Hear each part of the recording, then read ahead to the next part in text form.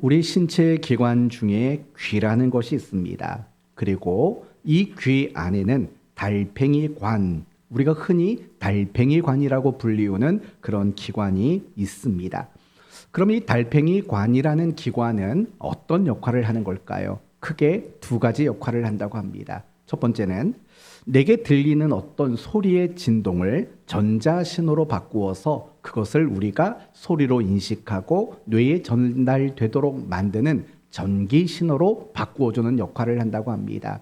그리고 또 하나의 역할은 우리가 생활을 할 때 몸의 균형을 잡아주는 그런 역할을 한다라는 거죠. 그래서요, 이 달팽이관에 어떤 문제가 생기면 어떤 증상이 많이 나타나냐면 어지럼증이라는 증상이 많이 나타나게 돼 있어요. 그래서 이처럼 달팽이관에 문제가 생기면 우리는 균형을 잃어버리게 돼요. 그래서 때로는요, 우리의 몸이 한쪽으로 치우치기도 하고 또 심지어는 넘어지고 쓰러지는 일들도 일어나게 돼요. 이 달팽이관에 문제가 생겨버리면 우리는 정상적인 생활을 하기가 참 어려워지는 겁니다. 이렇듯이 우리가 어떤 균형을 가진다라는 것은요, 대단히 중요한 거예요. 그런데 이렇게 균형이 중요한 건 달팽이관만의 이야기는 아닌 것 같습니다. 어떤 단체나 어떤 기관이나 또는 한 나라, 이 국가 안에서도 균형이라는 것이 너무나도 중요해요. 만약에 여러분, 정치인들이 다 여당만 있다면 나라는 어떻게 되겠습니까? 때로는 야당이라는 균형이 반드시 필요해지게 되는 겁니다. 이 나라도 어떤 단체나 어떤 기관도 균형을 잃으면 쓰러지게 되고 정상적인 그 역할들을 감당하지 못하게 되는 겁니다. 그러나 우리의 주된 관심은 뭡니까? 신앙이지 않습니까? 그렇다면 우리의 신앙생활에서도 균형이라는 것이 얼마나 중요한가를 우리는 생각해 볼 수 있는 시간들이 반드시 필요해요. 우리가 신앙의 균형을 잃어버리면은요, 치우치게 돼요. 치우치다 보면 흔들리게 되는 거고, 흔들리다 보면 무너지고 쓰러지는 일들이 일어나요. 다르게 말한다면 우리가 신앙의 균형을 잃어버리면 우리 모두는요, 정상적인 그리스도인의 삶을 살지 못한다라는 거예요. 바로 오늘 본문이요, 그런 이야기를 우리에게 소개하고 있어요.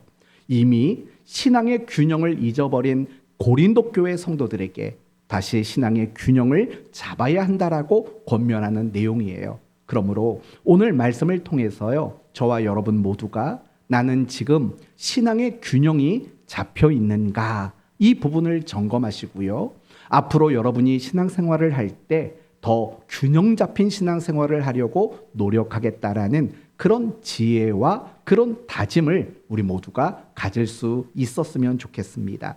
여러분에게 이렇게 물어봅니다. 건강하십니까? 건강하십니까?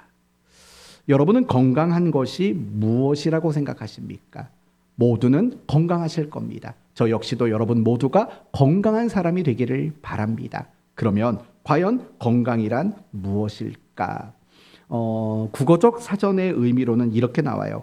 정신적으로나 육체적으로나 아무 탈이 없는 상태, 그것이 사전이 의미하는 건강의 이야기예요. 건강의 정의라는 거예요.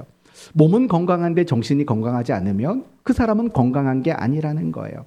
정신은 건강한데 몸이 온전하지 못하다면 그것은 건강한 상태가 아니라고 말하는 거예요.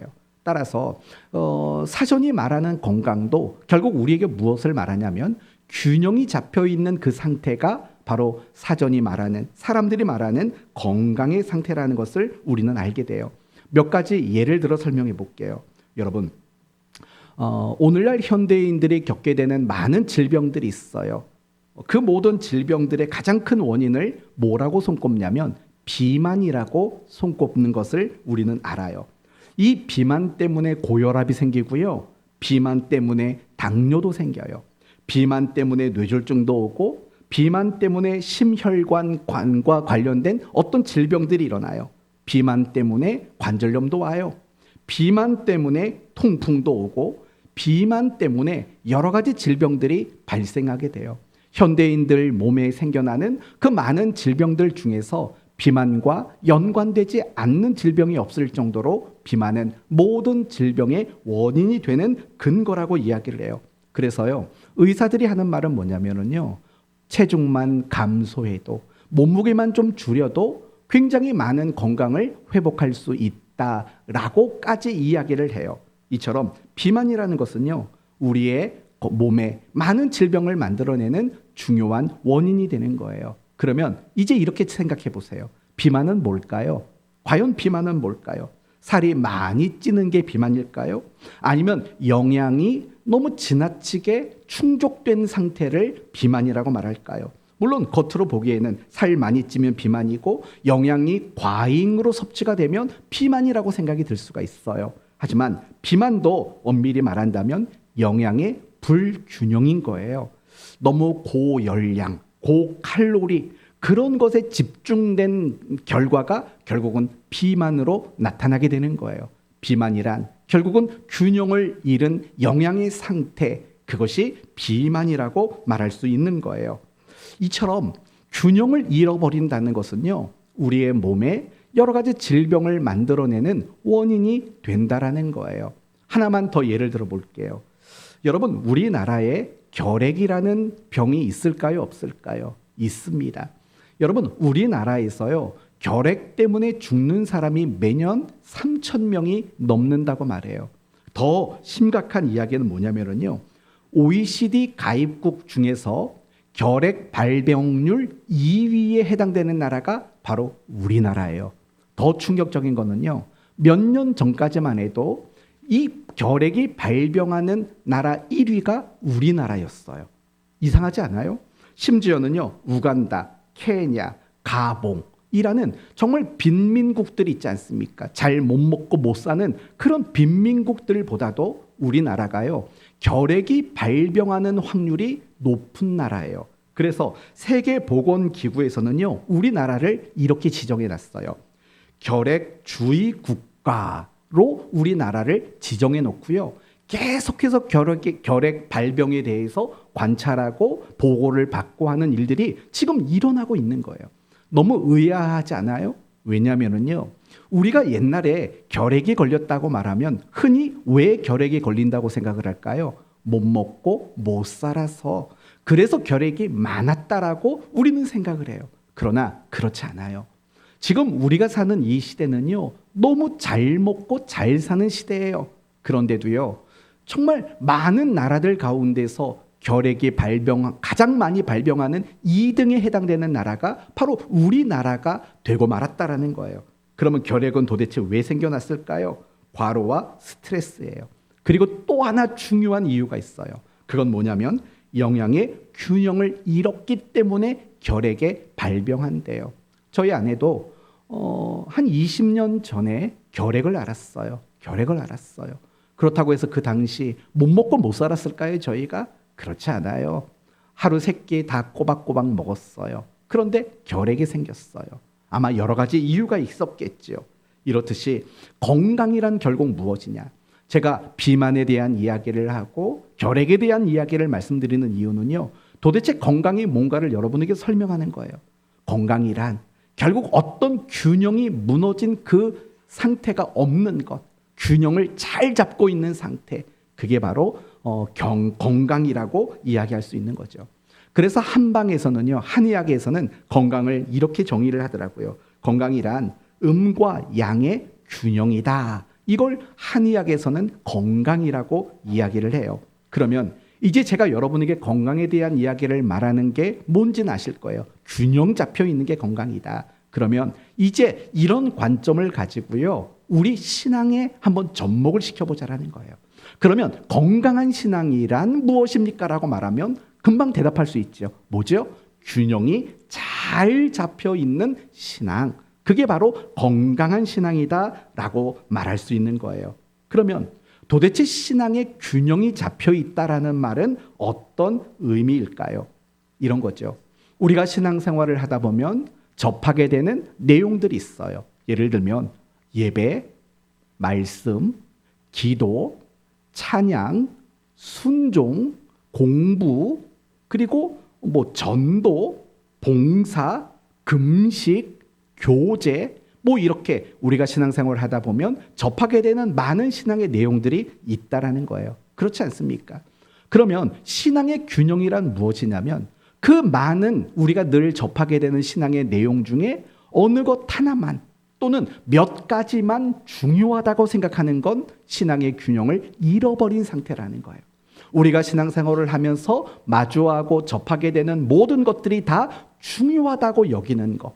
그래서 그 중요한 것들을 늘 골고루 내가 습득해 나가는 것. 그런 것들이 바로 신앙이 건강하다, 신앙의 균형이 잡혀 있다라고 말할 수 있다라는 거예요.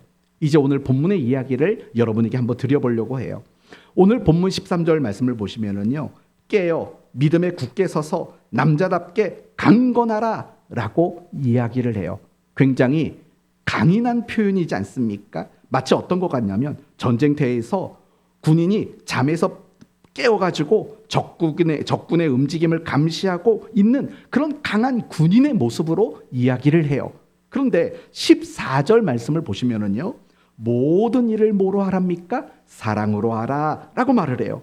굉장히 여성적이고 굉장히 부드러운 느낌으로 말하고 있는 거예요.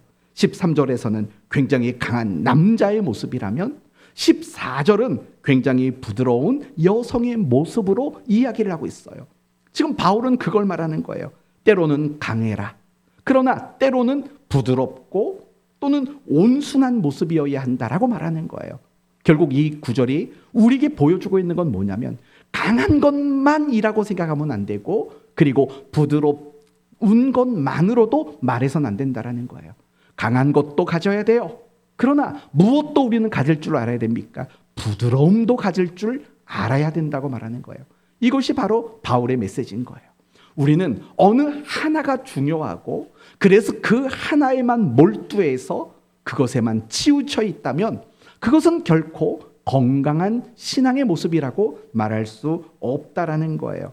여러분, 이런 식의 이야기는요, 예수님의 가르침 속에서도 너무 자주 등장을 해요. 가장 대표적인 구절이 마태복음 10장 16절이에요. 여러분, 제가 한번 읽어드리면 금방 아실 거예요. 너희는 뱀같이 지혜롭고 그 다음에 비둘기같이 순결하라 라고 말을 해요. 여기서 두 가지를 예수님이 말씀하셔요. 첫째는 지혜로움, 또 하나는 순결함을 이야기하고 있는 거예요. 영약하고 똑똑한 거, 그러나 순결함도 잃지 말라고 말하는 거예요. 예수님의 이 가르침을 좀 넓게 해석을 하면은요, 이런 말이겠죠. 실력을 갖춰라. 그러나 인격도 갖추어야 된다. 이성적인 사람이 되라. 그러나 감성도 놓치지 말아라. 능력을 가져야 된다. 그러나 정직한 인간의 됨됨이도 가져야 된다. 예수님의 가르침은 이와 같다라는 거예요. 결국 무엇을 강조하는 거냐면 뱀처럼 지혜롭고 비둘기처럼 순결하라는 것은 우리의 신앙의 모습에 있어서 철저히 균형감을 놓치지 말고 그 균형을 지킬 줄 알아야지만 건강한 그리스도인의 삶이 될 수 있다라고 말하는 거예요. 여러분은 예수님이 가장 많이 야단쳤던 사람들이 누군지 아시지 않습니까? 바리새인이고 서기관들이에요. 그러면 그들을 그렇게 꾸중했던 이유는 뭘까요? 그들이 무엇을 잃었을까요? 균형을 잃어버렸기 때문인 거예요. 마태복음 23장 3절에 이런 말이 나와요.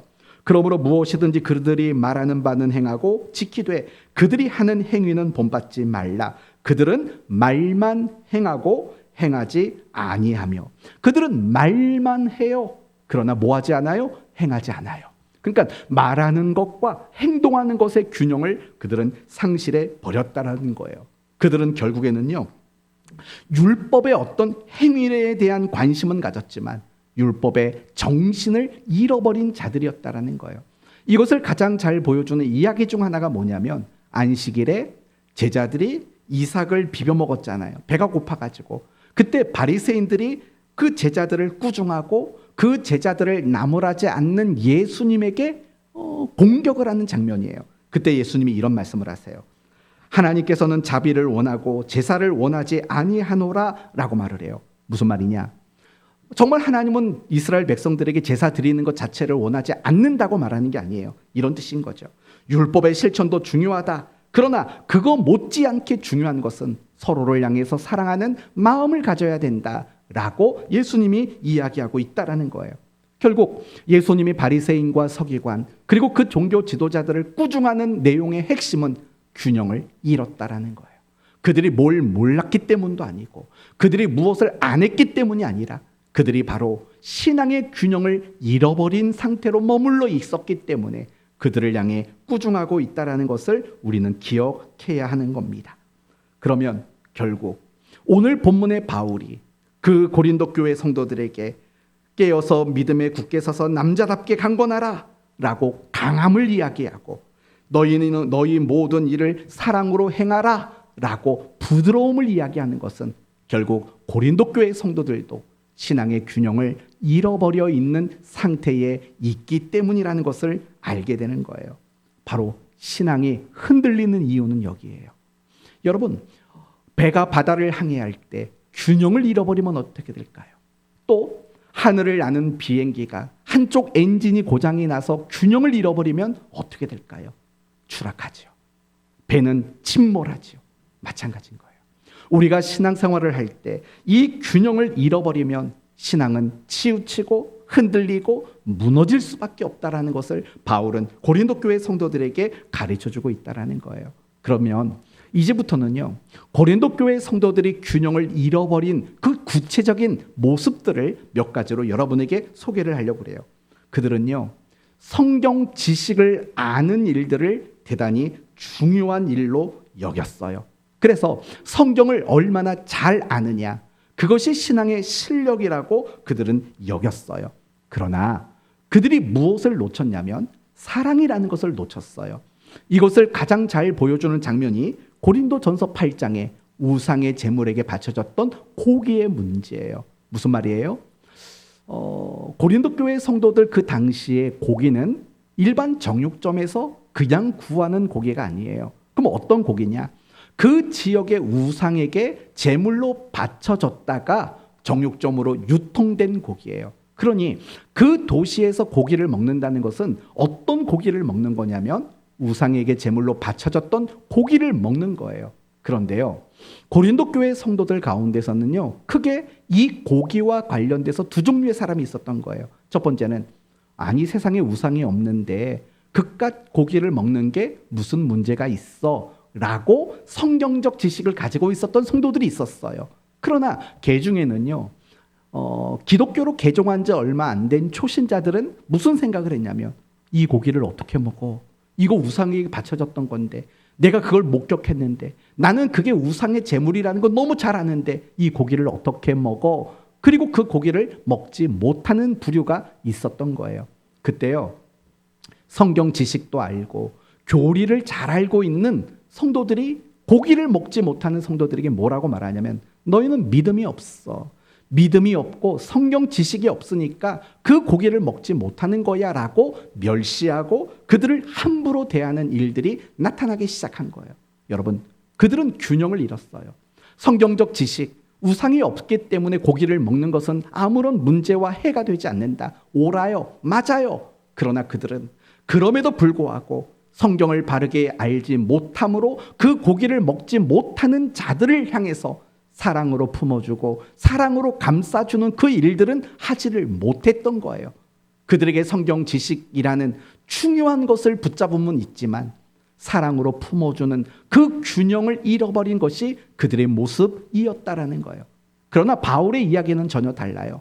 사도 바울은 뭐라고 말했어요? 아주 유명한 말을 했죠. 나는 어떤 형제들이 실족하게 된다면 영원히 고기를 먹지 않겠다라고 이야기를 해요. 성경의 지식을 몰라서가 아니에요.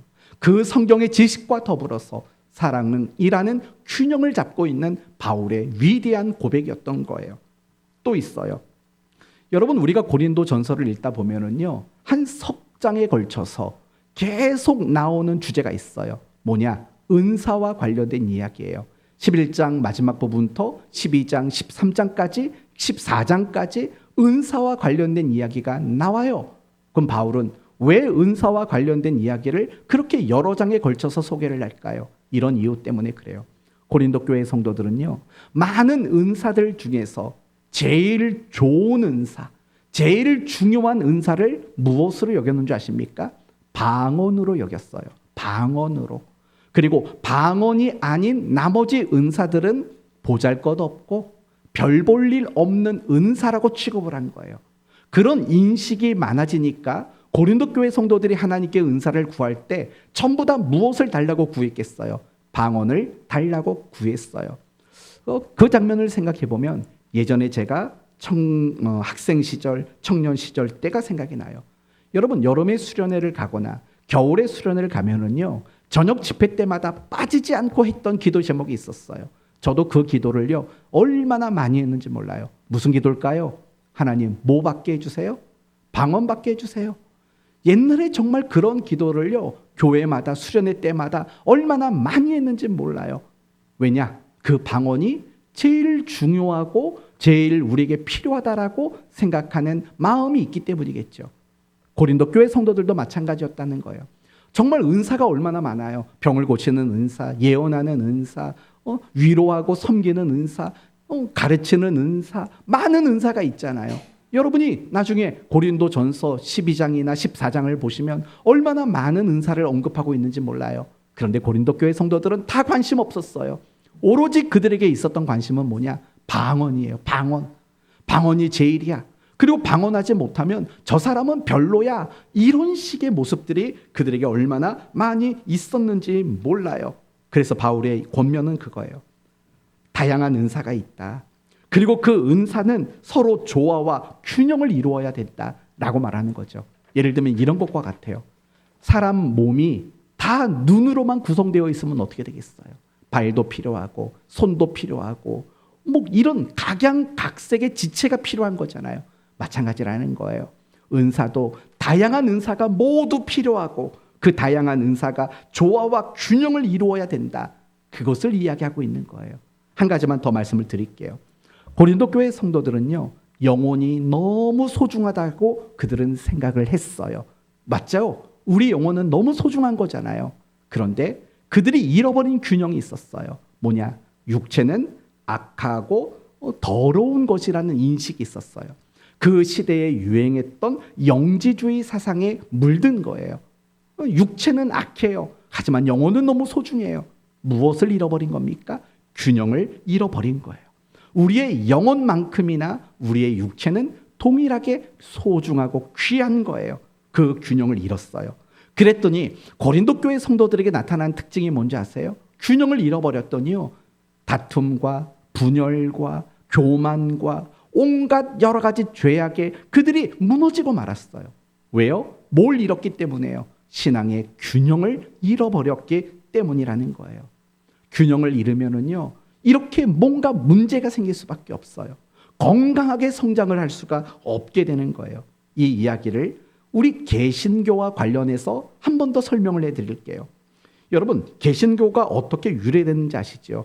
중세시대에 부패했던 카톨릭에 대항하여서 오직 성경, 오직 믿음, 오직 은혜를 외치면서 종교의 개혁을 일으킨 거예요. 그게 바로 개신교예요. 그런데 여러분, 그런 종교 개혁, 다시 성경으로 돌아가자라는 그 마음을 가지고 개혁을 일으켰음에도 불구하고요, 이 개신교 안에는 끊임없이 이단들이 생겨났다는 것을 여러분 아실 거예요. 그렇죠? 그렇다면 여러분, 한번 이런 생각을 해보세요. 아니, 그런 마음과 결단을 가지고 개신교가 탄생을 했는데 왜 그 개신교 안에는 왜 끊임없이 이단이 나타나게 될까? 그 이유를 생각해 보신 적 있으세요? 왜 개신교 안에 그런 이단들이 나타나게 될까요? 이런 이유가 있겠죠. 성경에 대한 잘못된 이해, 성경 해석에 대한 왜곡 많이 있어요. 그러나 어쩌면 그 속에 정말 중요한 이유는 뭐냐? 신앙의 균형을 잃었기 때문에 이단들이 생겨나는 거예요. 여러분, 한 20년 전부터, 20년도 넘었겠네요. 그 이전부터 여러 세계 나라에, 그리고 우리나라에 생겨난 이단들의 공통점이 뭔지 아세요? 대부분 다 이런 거예요. 은사운동, 비냐드 운동, 신사도 운동, 이런 것과 같은 성령 운동과 관련된 이단들이요, 20, 30년 전부터 엄청 많아지게 돼요.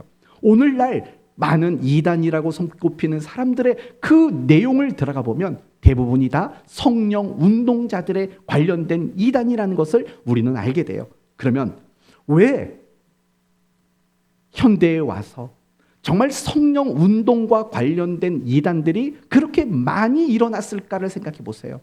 그러면 그 이유는 결국 균형을 잃어버렸다는 데서 나왔다는 것을 보게 돼요. 왜냐? 우리 예전에는 오직 성경, 거룩, 엄숙한 예배, 방언은 절제하십시오. 함부로 하는 거 아닙니다. 여러분, 이렇게 무엇인가를 제약하고 어느 하나에만 국한시키는 그 신앙의 모습들이 있었다고요.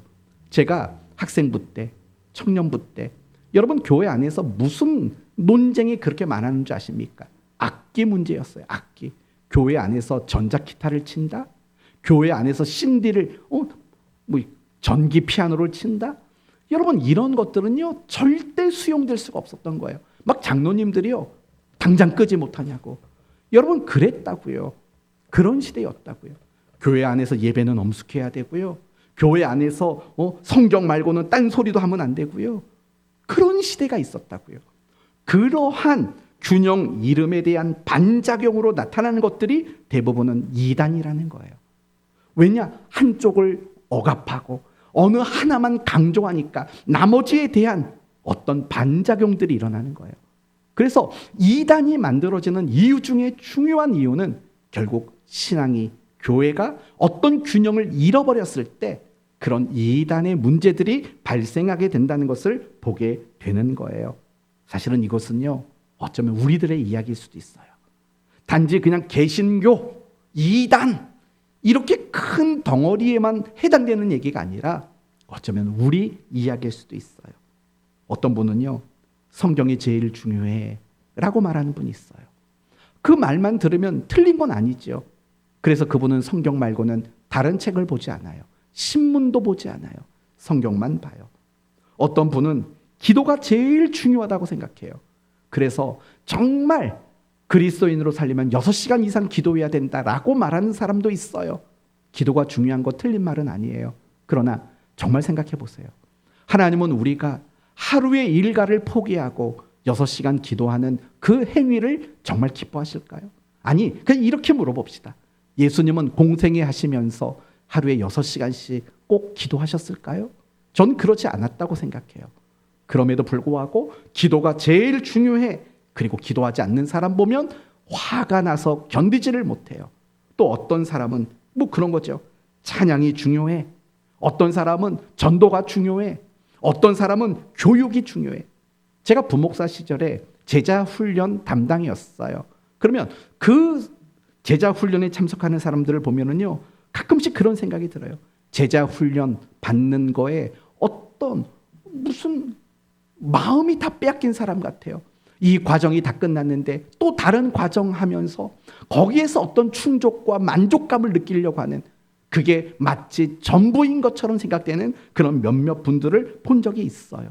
어떤 분들은요, 그리스도인은 거룩해야지, 그래서 세상 사람들과 교제를 안 한다고 말하는 사람도 있어요. 그 말은 과연 맞는 말일까요? 틀렸죠. 왜냐? 예수님은 우리에게 그렇게 말씀하셨거든요. 너희는 세상의 소금이고 너희는 세상의 빛이래요. 여러분, 우리가 세상의 소금이 되고 빛이 돼야 되는데 세상에 있지 않으면 어떻게 그 역할들을 우리는 과연 감당해 나갈 수 있을까요? 이게 우리의 모습이라는 거예요.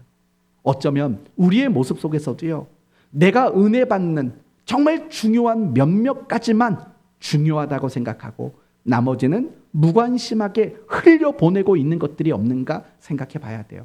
물론 저 같은 경우에는요, 말씀을 준비하고 설교를 하는 과정에서 사실은 큰 은혜를 받아요. 그리고 어떤 분들은 기도하면서 큰 은혜를 받는 분이 있어요. 그리고 어떤 분들은 찬양을 통해서 은혜를 많이 받는 분들이 있어요. 맞아요. 그럴 수 있어요. 그럴 수 있어요. 그러나 우리가 조금만 조심해야 될 게 뭐냐면 그게 전부는 아니라는 생각을 잊지는 말아야 된다는 거예요. 우리는 내가 은혜 받을 수 있는 방법들, 저의 경우는 성경을 읽고 연구하고 묵상하는 것, 그러나 그거 하나에만 매진하고 그것에만 집중하고 거기에서만 은혜를 누리겠다라는 것, 그런 것들이 어쩌면 신앙의 균형을 잃어버린 모습일 수도 있다라는 거예요. 사랑하는 성도 여러분, 정말 중요한 거는요, 균형을 잡아야 돼요. 신앙의 균형을 잡아야 된다라는 거예요. 정말 여러분이 중요하게 생각하는 그거, 그 마음 아주 복돼요. 아주 잘하신 거예요. 그러나 여러분이 혹시라도 부족한 여러분의 신앙에 내용이 없는지를 한번 생각해 봐 주세요. 내가 말씀을 열심히 묵상해요. 그러나 혹시 기도하는 건 부족하지 않은지. 내가 기도는 열심히 해요. 그러나 내가 복음을 전하는 일들 또는 내가 찬송과 봉사와 섬김의 삶을 살아가는 것들, 그런 것들이 혹시 내게는 부족하지 않은가 고민했으면 좋겠어요. 그리고 여러분이 생각해 보시기에 내가 부족하다고 생각하는 어떤 신앙의 내용이 있다면요, 그 신앙의 내용을 붙잡고 다시 훈련에 임할 수 있는 그런 여러분이 되셨으면 좋겠어요.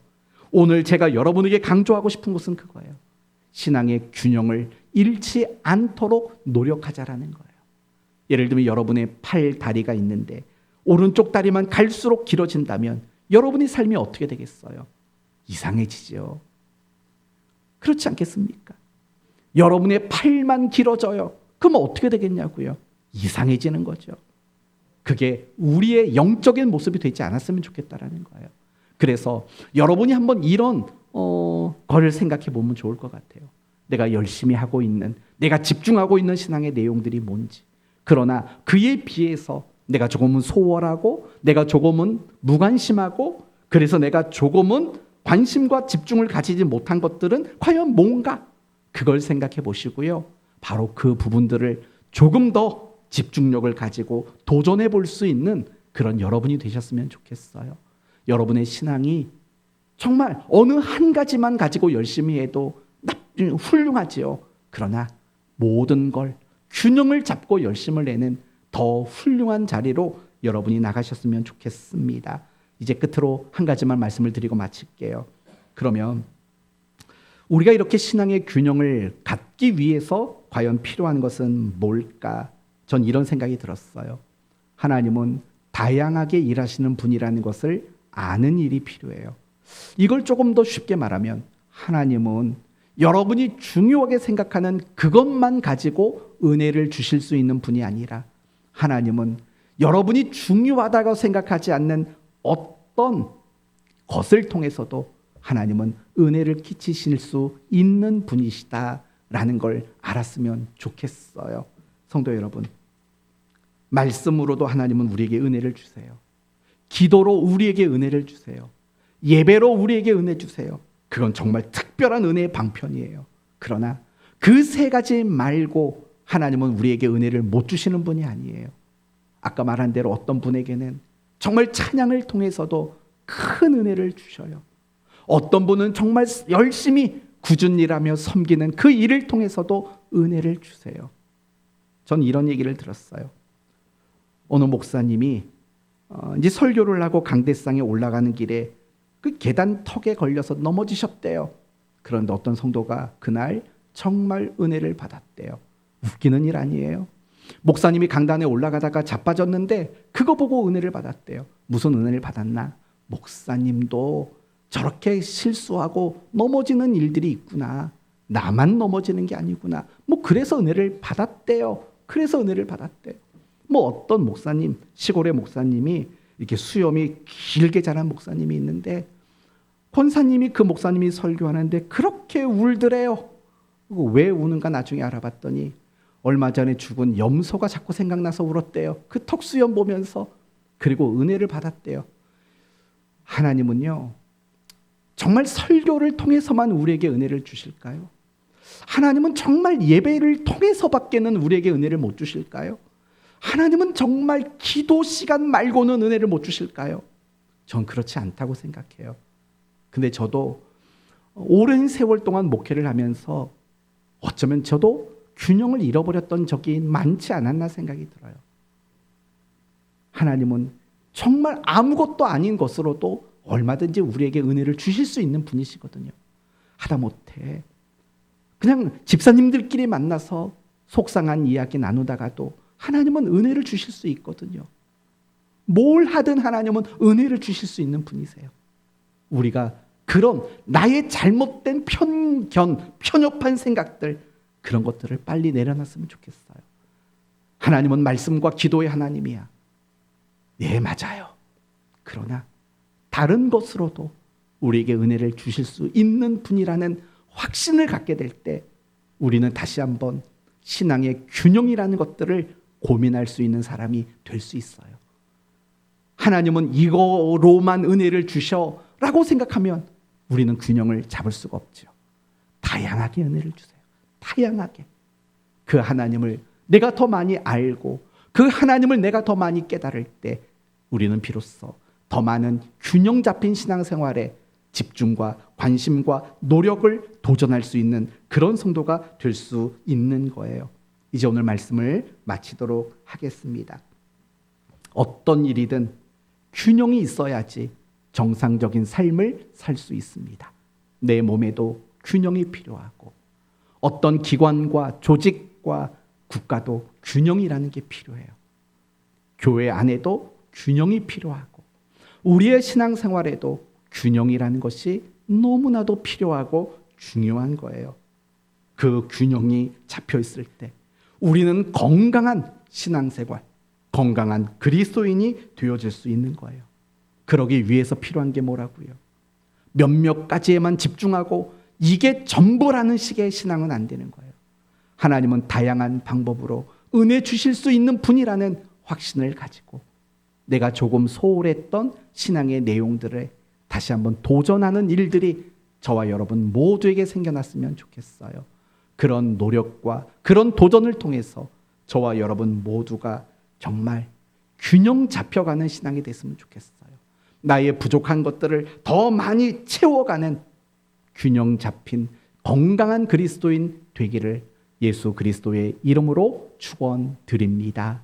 아멘.